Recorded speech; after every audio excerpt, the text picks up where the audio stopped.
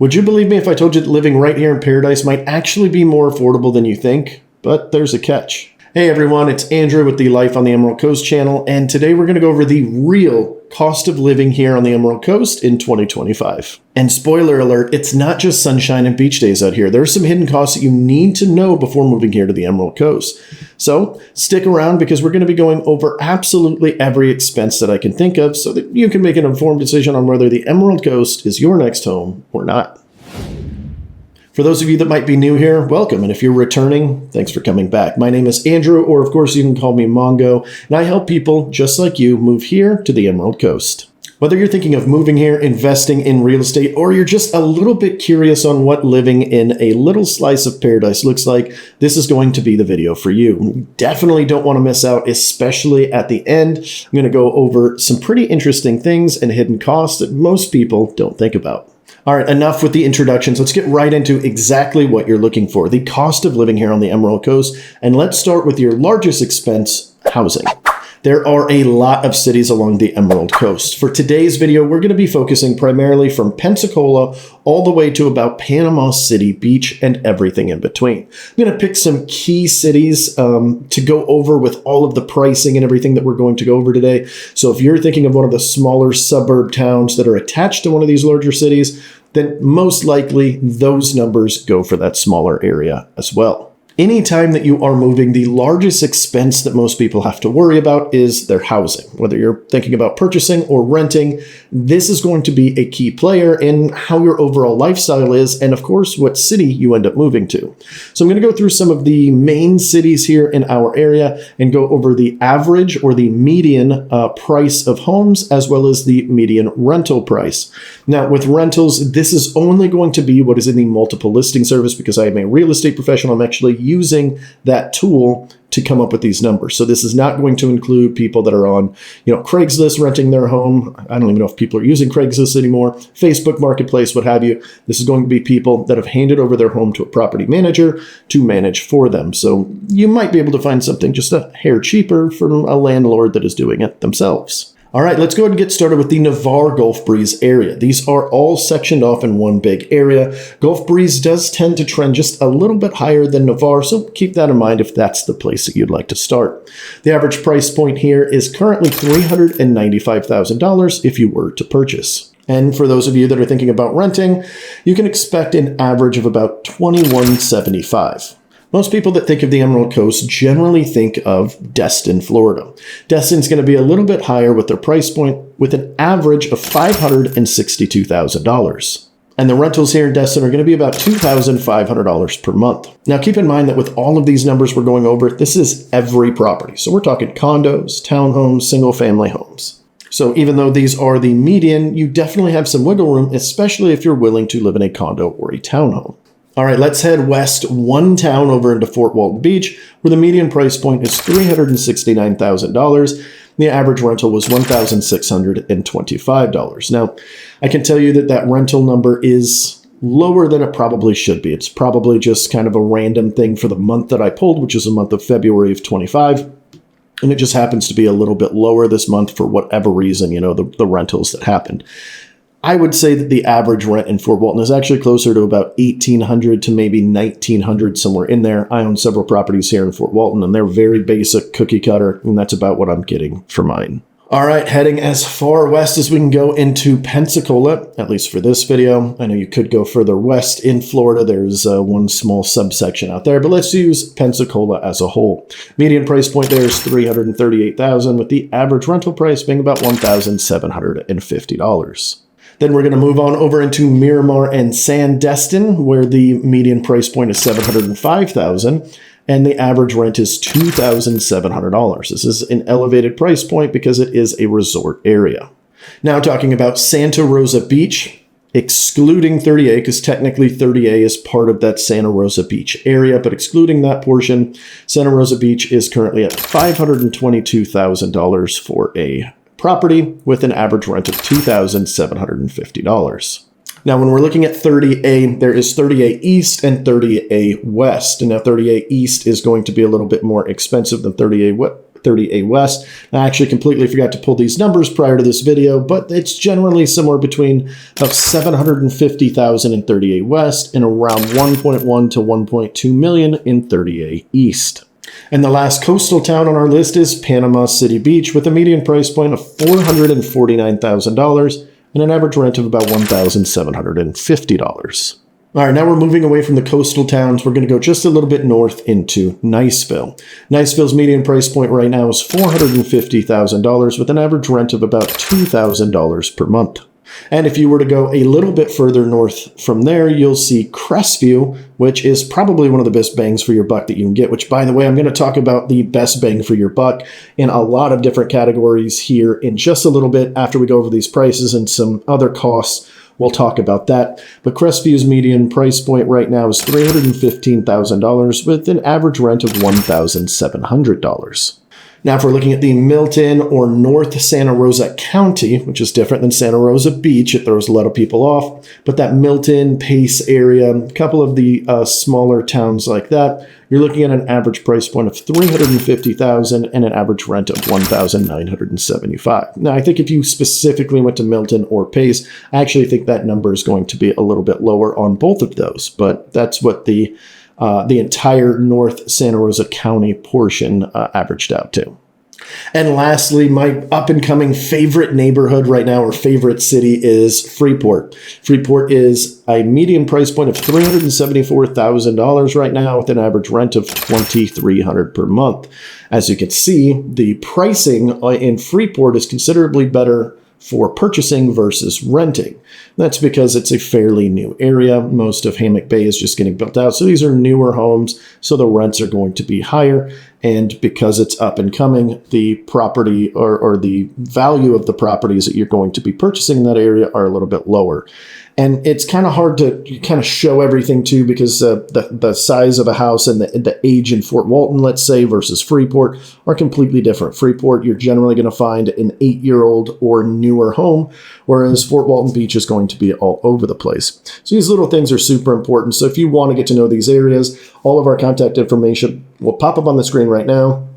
You can call, text, throw a carrier pigeon, however you want to get a hold of us, and we can get you a list of any of these homes or a list of rental properties. We do have a rental management company as well, so if you happen to be watching as an owner in the area and you're looking, we can definitely help you out with that also.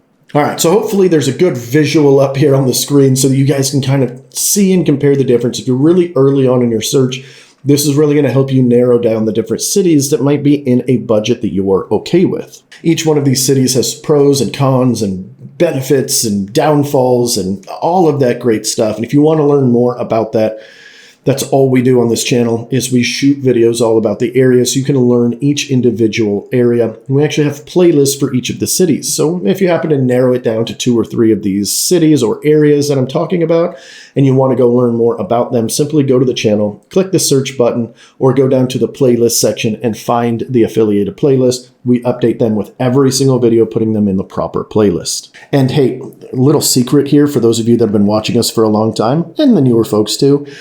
A lot of times we have to take down videos on YouTube for the algorithm, and in the playlist, they're still in there, but we have to take them down from the primary channel. So if you're ever trying to find a video that maybe you saw way back in the day, you definitely can go find them inside of the playlist, or you can always message us and say, hey, this is what I'm looking for. Do you guys have one of these? And we can send you that link.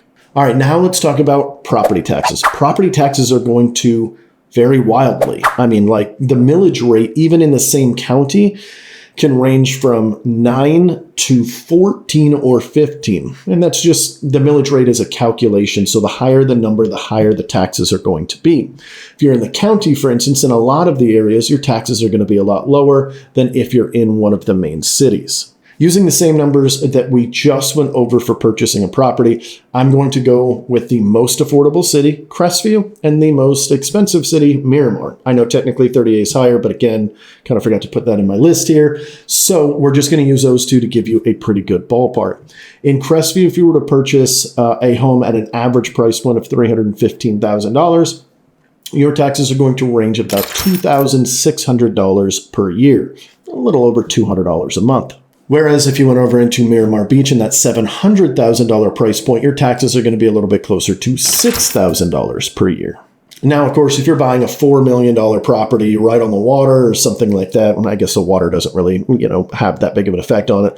But let's say a multi-million dollar property in a higher millage rate area, obviously your taxes are going to be higher. If you ever want to know exactly what it's like for a specific property, you can actually go to that property appraiser's website, and there's a tax estimator on there. You can plug in and get an idea on what the taxes are going to be. You'll just have to know that you need to take off the land value when you're putting that in, or of course, you can reach out to us and we can help you out with that. All right, now let's go ahead and talk about insurance. We're getting a lot of comments from y'all that are reaching out to us saying, hey, I really want to move there, but insurance is through the roof. It's so crazy. And although that might be true for South Florida, we're just not seeing it here. In fact, not too long ago, actually, I think we closed on a few days ago, or maybe early last month in February, we had a young lady reach out to us. She was purchasing a home out here, and that was her biggest concern. Insurance is through the roof. There's no way I'll be able to afford the house that I want. We ended up getting her into a home in Crestview after explaining that the insurance is not near as bad as what the internet is telling you. And I'm going to give you the number that she ended up paying, but I think you'll be wildly surprised at how low the insurance was that we got her. And I want to give you guys some different examples of pricing based on the average prices that we sort of have and the different closings that we have had in the last 3 months. So these are all actual closings that we had that we reached out to a homeowner's insurance agent and got the quote, and it is on the final Alta. Look, this is what they're paying. This is no trick. There's no smoke and mirrors. This is exactly the numbers that we have for the past few months. I just kind of picked randomly one from each of the cities. I think I only did like 6 of the cities, but let's get into those. Now, keep in mind before I go through these numbers, all of these can change. Just because I say, hey, this person in Crestview paid this amount doesn't mean all the properties are going to be like that. The location is very important. The wind resistance of the property is, the ability to handle natural disasters. There's so many different things that go into play when it comes to homeowners insurance that you could have 2 houses right next to each other or in the same town, and they could be completely different, even though they're roughly the same type of property. All right, let's go through it. So in Crestview, this is the example I gave you earlier of the girl that was like, hey, there's no way I'll be able to afford it. Her homeowner's insurance was $905 per year for a $335,000 home up in Crestview. That's right, like under $100 per month. So this like scare tactic or what have you, I think it's happening more in South Florida. We're very different up here because we are North Florida. We get less hurricanes, less natural disasters, less damage. There's just a lot to it. And so we're a little bit insulated from that, but we are still seeing the insurance rates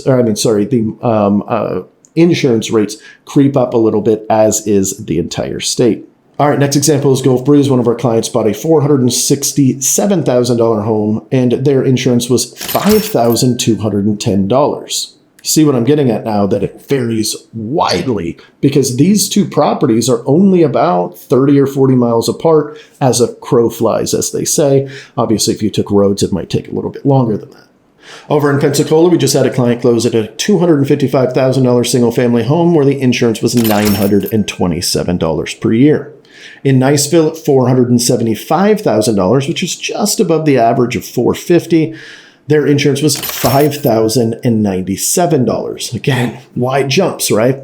Miramar Beach, we just had somebody close at $560,000 and insurance was $1,113. Now, this one is condo insurance, so we need to be careful about that because condo insurance, particularly if the building is covered in the way that it should be, then generally you can get away with an HO6 or an HO3 policy, which is kind of like renter's insurance. You're really just kind of protecting everything inside of the condo. So that's why this one was so low. At the same price point in Miramar Beach for a single family home, the insurance is probably going to be a little bit higher. Actually, it's probably going to be a lot higher. All right, in Fort Walton Beach at $545,000, which is almost twice the average, 1.5 times the average.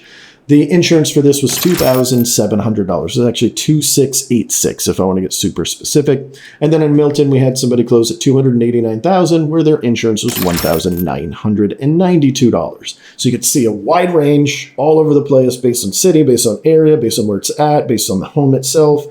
So there's a lot of factors that go into play here. If you're ever worried about it, you can always call us, let us know, or email us, text us, whatever. kind of the property that you're looking for in the price range, and we can give you some other examples of different homeowners that have just purchased in that area so that you can get a good idea on what homeowners insurance might look like. All right, that's about as number heavy as we're going to get for the rest of this video. Right now, I want to talk bang for your buck. Where are you getting the most bang for your buck? If you're looking at all this, I just said a lot of numbers, a lot of different cities, a lot of different areas, and you're like, dude, I don't know, like, help me out. I just want to be, let's say, near the beach without paying the price tag of being in Destin. So these are the things we're going to talk about right now. For those of you that are okay with a 30 to 45 minute drive from the beach, maybe you know you're only going to be there a few times per year and you want more house for your dollar, then I would suggest choosing a non-coastal town. Anytime you choose a coastal city, you're going to pay a little bit more of a premium. So for those of you that are okay with paying a little bit further, I would look at places like Milton, Pace, Defuniak Springs, which I know wasn't on our list, but it is right along that same line, Crestview, and maybe even Freeport. And if you're looking for beach access, you want to go all the time, but you're looking at those Destin prices going, no way, Jose, the Fort Walton Beach and Navarre are probably going to be your best two bets. If you're located on Eglin Air Force Base, you are most likely going to choose Fort Walton Beach, Niceville, or maybe Crestview. If you're on Hurlburt Field, which is just to the west of Eglin Air Force Base, then Navarre also becomes an option. And inside of these as well, there are some smaller towns like Shalimar and Mary Esther. I'm not necessarily saying those because they kind of go with some of the larger areas. So with Fort Walton Beach, you get Mary Esther and Shalimar as well, which would also be good options. And for Eglin Air Force Base, if you're going to go head into Niceville, then you've also got Valparaiso that might be a good option. All right, if you're looking for affordable waterfront living, you don't want to pay the prices of Destin and 30A, I completely get you. Now, it's going to be a little different type of water, but you've got options in Freeport and Niceville where you can get a waterfront property for considerably less than you would in Destin, particularly in Freeport. If golf course living is your dream, but you don't want to pay the Sand Destin or the resort pricing or Kelly Plantation out in Destin or something like that, then definitely consider Niceville and Navarre. They both have amazing courses. In fact, one of my favorite courses is in Niceville. It's actually the Eglin Air Force Base golf course. It is open to the public. You don't need to be military or anything like that. It's absolutely gorgeous. And then you've also got, there's another one out there that's really good as well. The name's escaping me right now, but both great options for golf lovers that don't want to pay out the nose for it. Now, let's talk about utilities. One thing that sneaks up on a lot of people is it gets hot here, which means your air conditioning is going to be running quite a lot, particularly in the summer and warmer months. So here's what you can expect in 2025 for your utilities. Electricity is generally going to average somewhere between about $120 a month and about $250 a month. All of these, by the way, these examples I'm about to use is for a 2,000 square foot home here in the area. The city doesn't really matter. It's the same if you're in Miramar or if you're in Fort Walton. This is sort of static. It's all based on the amount of, I think it's kilowatts per hour is how they calculate it. So again, 120 to about 250, maybe. Of course, it can go higher than that. I know some people that really like to keep their house cold even in the summertime. That's obviously going to cost more. It's very rare that I ever hear of somebody paying more than about $300 per month, even if they're keeping their house at 68 in the dead of summer. Of course, if you've got a much larger house, you've got to cool down even more, then obviously that's going to be a big factor. Now, heating in the wintertime, it doesn't really stay on all that long. I mean, we don't get super cold here, so the heat kicks on and it warms up pretty quick. So most of this is going to jump up during the warmer months, and then you're going to have a little bit easier of a bill in the winter months. You're going to expect to pay about $40 to $60 for water. Again, this is a family of four living in a 2,000 square foot home. I don't even pay that. I'm a single guy, live in it's about 1,900 square foot home.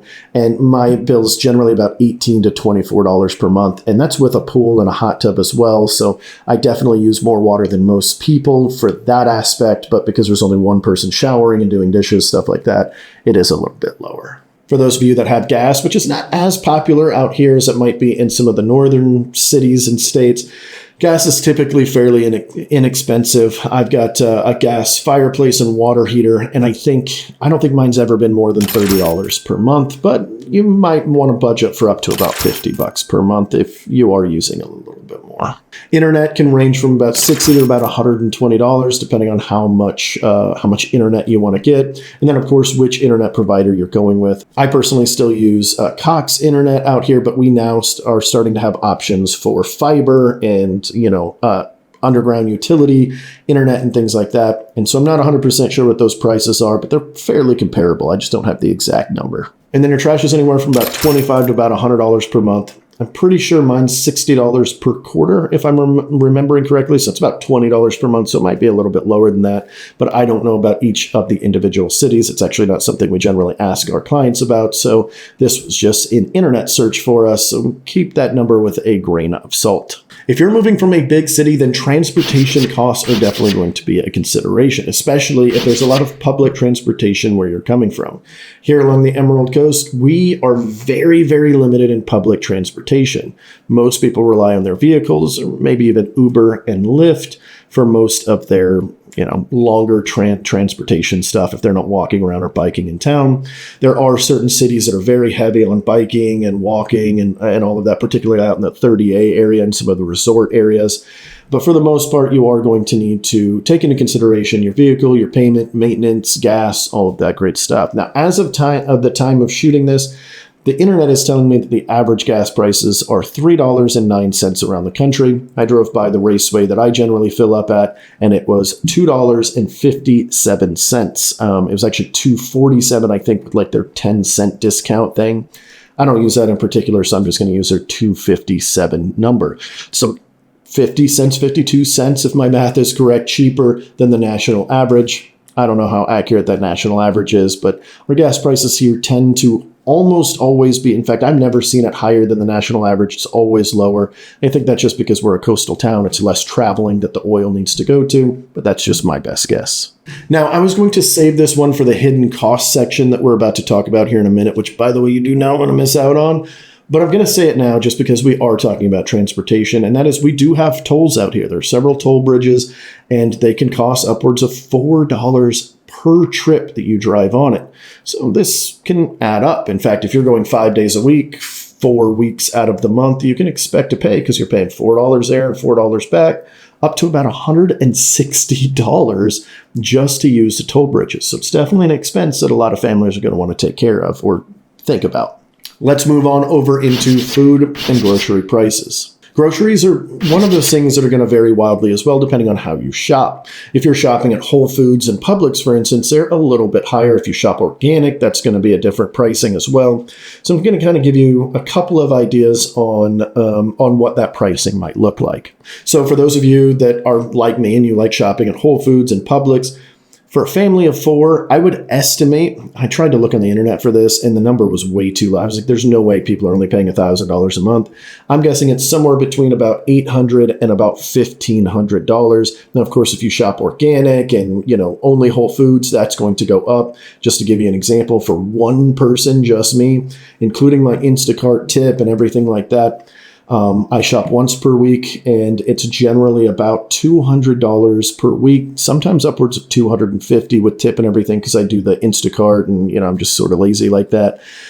It would be a little bit cheaper. I could probably do it for about $150 a week if I didn't add in those expenses. That's about $800 per month that I'm spending. And again, I'm all organic for the most part when I can. Sometimes they're out of stuff, but mainly organic. And I shop around the outside of the store, or my Instacart shopper shops on the outside of the store. So my number is definitely going to be a lot higher than a lot of other people. I know people that eat a lot more processed foods and cereals and, kind of shopping in the center aisles. They tend to pay a heck of a lot less than I do. So that's why I'm giving that number of about $800 to about $1,500 per month. Now, I did ask several of my team members that have families, and that's about the numbers that they're telling me. The budget-friendly ones are around $1,000 per month. The ones that are less budget-friendly or worried about budget are $1,500, upwards of about $2,000 a month. For one of our fancier agents that like to eat organic and stuff like I do. Now, of course, all of these numbers are going to be a lot lower if you decide to shop at Walmart or something like that, or you don't pay for Instacart to deliver it to you all the time. You can definitely save some money there. The internet said it was about $1,000 to $1,200 for a family of 4. It seems really low to me when I'm paying almost $800, but maybe it's accurate. Now, if you are going to be dining out, if you're going to sort of just say standard, it's not fast food, it's one step above, it's quick sit down, I generally expect about $10 to $15, maybe upwards of about $20 with tip if you're at like a Mexican restaurant or something like that.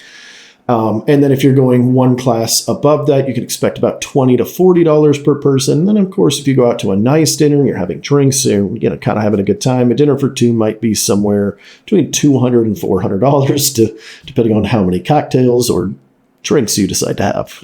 Speaking of dining out, the next thing I want to talk about is entertainment options, because you're not going to move here to this beautiful paradise and not do any of the entertainment things that we have.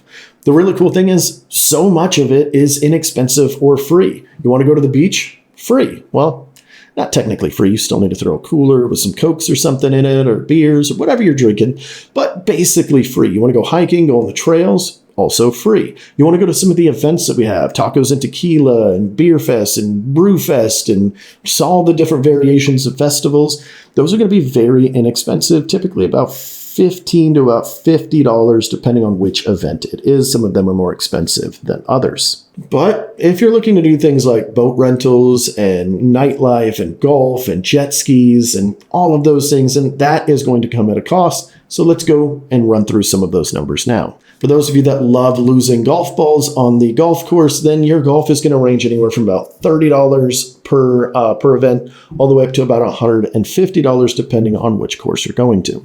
These are non-member pricing, so if you become a member at some of these places, you could probably get a little bit cheaper. Fishing charters, for those of you that love fishing, are going to range anywhere from about $90 per person all the way up to about $250 per person. And then some of them charge per person per hour, so keep that in mind as well. If you're going to be paying $90 per person, you're going to be on a bigger boat, lots of other people that you generally don't know. And then the higher you go, the different stuff that you're doing. Maybe you're going out to deep sea, maybe they're providing all the beverages for you, maybe it's an all-day event.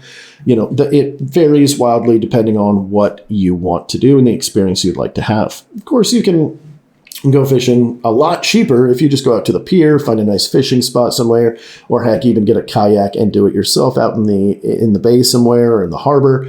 I don't even know if you're allowed to fish in the harbor, but you get my point. You can definitely do it a lot cheaper.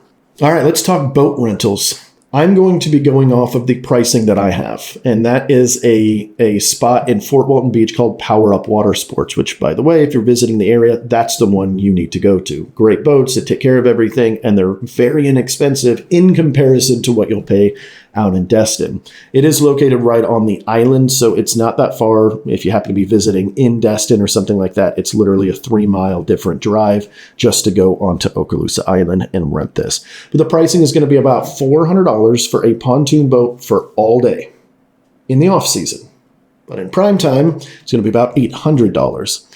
You can also expect to pay about $100 to $200 for a captain should you decide that you want to have a couple of drinks and enjoy Crab Island. Then I highly suggest you get a captain, because BUIs, just like DUIs, are very expensive out here. So, be careful, and you don't want to get somebody hurt. And then, of course, there's jet skis. If you haven't been on a jet ski yet, you should try it. Now, jet skis are going to range from about $85 for 1 hour, and then you can do it by hour, and each hour that you add in takes off a little bit. And it essentially adds up to about $400 for a full day in the off season, about $600 for a full day in the prime season. Again, these are Power Up Water Sports. If you go into Destin, I know these prices are going to be a lot higher. In fact, the one that's in my mind right now is right there on the Harbor Walk. And I think they even advertise like $150 an hour or something like that. Don't quote me on that. I don't remember the exact number, but it's considerably higher. Of course, if you're out at the Harbor Walk and you see them and you're like, hey, that'd be fun to do for an hour or two, well, it might be worth it not having to jump back in a vehicle or an Uber to head down to Power Up Water Sports. All right, now let's get to the part that catches most people off guard. If you've made it this far, I really appreciate you. Hit that like button and let us know that you made it this far. This is the hidden cost section. And it's something that I don't think we've talked a lot about in other videos, just because I wasn't really thinking about it, to be quite honest, because they are hidden costs. And a lot of these are going to be lifestyle things. So depending on the lifestyle that you want, these are some things you might want to consider. First and foremost, I'm going to start with a really big benefit. We have no state income tax here in the state of Florida, and we're currently working to eliminate property taxes. I have absolutely no idea if that part's going to go through, the property tax portion. But it's cool that they're working on it. But because we get so much tourism into our state, it boosts the economy. And so we don't have to pay state income tax. Now, obviously, federal income tax, that's something we can't get away from, but no state income tax is a good thing. Now let's go into some of the other things most people aren't thinking about. And I'll start with this one, hurricane preparedness. Maybe you don't prepare at all. Maybe you don't do anything. Maybe you're one of those people. But let's say that you want to make sure that your family is protected, which is a smart thing. You're going to have some expenses to get your hurricane preparedness kit ready. Now, all in all, this will be a few $100. It's flashlights and batteries and water and some rations, some food, some canned good, little can opener thing, a couple of bottles of wine or 15 or 20 bottles of wine, whatever. All of these are going to be located in your hurricane preparedness kit. But there's one expense in your hurricane preparedness that might be pretty high. And that is your whole home generator, should you decide to get one. Again, personally, I don't do any of this stuff. I know I should, knock on wood. Nothing's happened so far, and I'm pretty good without any electricity and stuff, but it does suck when you lose electricity and everything in your fridge goes out and your freezer and you're throwing away $500 worth of food that you've been stockpiling. So having a whole home generator could be beneficial. They can range from about $500 for something super basic that's basically just going to run the fridge and keep that going so you don't lose that money. And then it's going to range all the way up to, I've seen, $7,000, $8,000 for something that's actually built into your garage.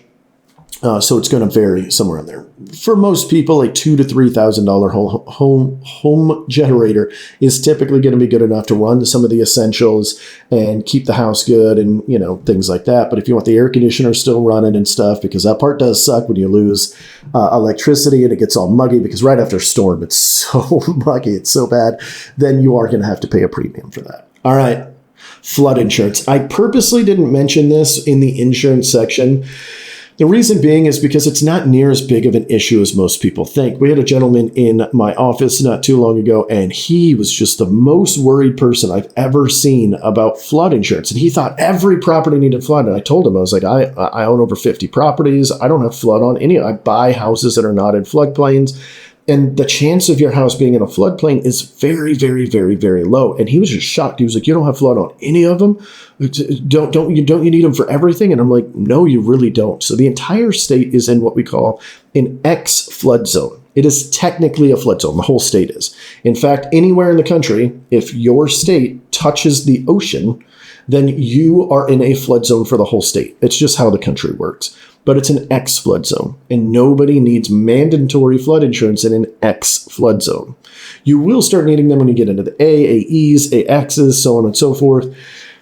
And those are kind of rare. We have them for sure, but it's probably not even 4% of the properties. I kind of threw a random number out there, but it is a very, very small percentage. The amount of times we have to get flood insurance is really, really low. Now, if you decide to carry flood insurance on your property that you don't need it on, the policy is about $350 to $400 per year, somewhere in that range.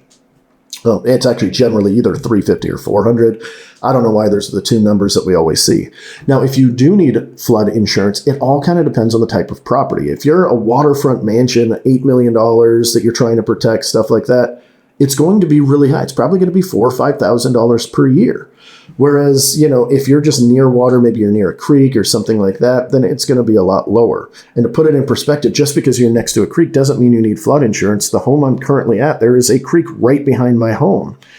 I don't need flood insurance on mine, and I've lived there for, 7 years with no issues. Whereas another property that was high and dry that I used to live in almost got flooded one time because the drainage system was messed up. So it might be worthwhile keeping. At the end of the day, the average flood insurance in our area is about $950 per year for the people that do need it, which again is really rare. HOA fees. If you decide to live in an HOA, there's going to be a fee for that. And I've seen them all over the place. The first house I ever bought back in 2010, 2011 here in this area, the HOA fee was it was so crazy. It was $20 per year. I didn't know how I was going to swing it, right? So it's literally just there so that they can keep rules in place to keep keep people from doing silly stuff like having 15 cars in their yard. But I've also seen them go all the way upwards of $1,500 a month for, a very high-end $8 million condo on the water. it's going to be a lot higher. Generally, the more amenities you have, or if you're in a master plan community, the HOAs are going to be higher. If you're out in Kelly Plantation in Destin, for instance, it's a big master plan community, or, Deer Moss Creek out in Niceville, master plan community. There's a lot of things going on, lots of pools, lots of things that you guys have access to. And because of that, the HOAs are going to be a little bit higher. At the end of the day, most of them, for most $500,000 homes and under, you're not going to be paying very much at all, maybe $300 to $500 a year, not a month. So, but there are certain neighborhoods where it is per month or per quarter, and that could start stacking up. And if you're in a condo, well, condos are typically a lot higher. So keep all of that stuff in mind.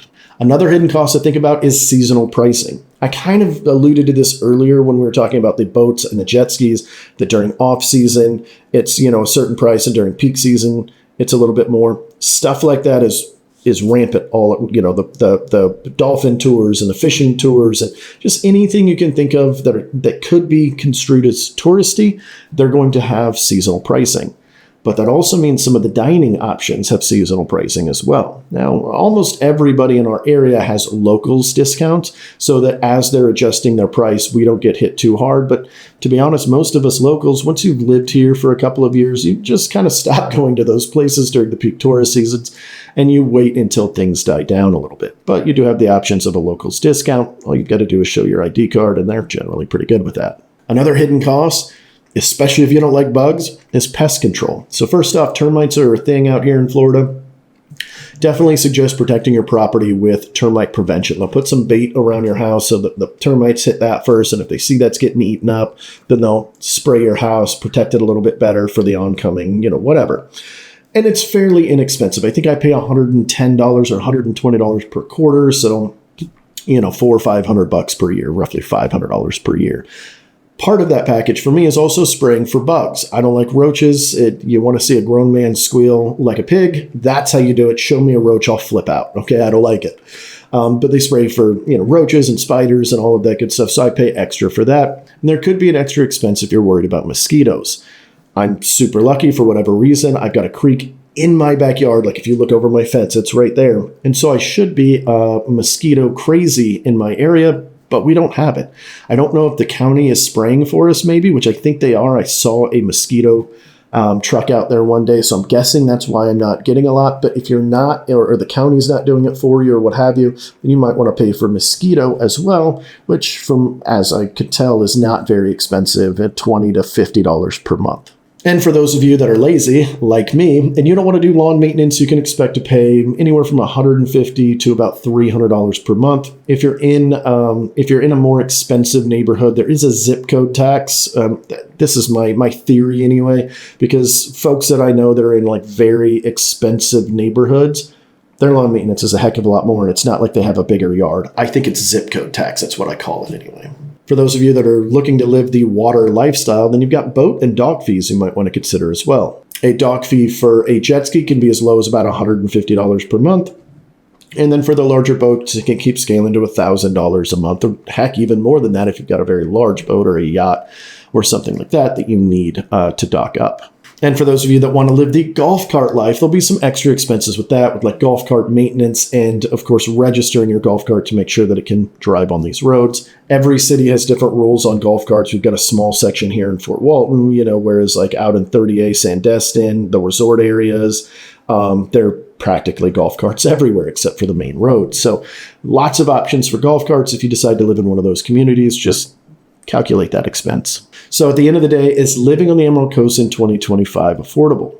I think the answer to that depends on what your budget is and what you find affordable and not, and what the lifestyle is that you'd like to live. And if you are serious about moving here to the Emerald Coast, or heck, even if you're just curious, my team can definitely help. That's what we do. We service everybody from Pensacola to Panama City Beach and everything in between. We've got a specialist for every single city in this area, so we can definitely help you when it comes to your next move. Simply give us a call, text, email, carrier pigeon, reach out to us on social media, however you'd like to get a hold of us.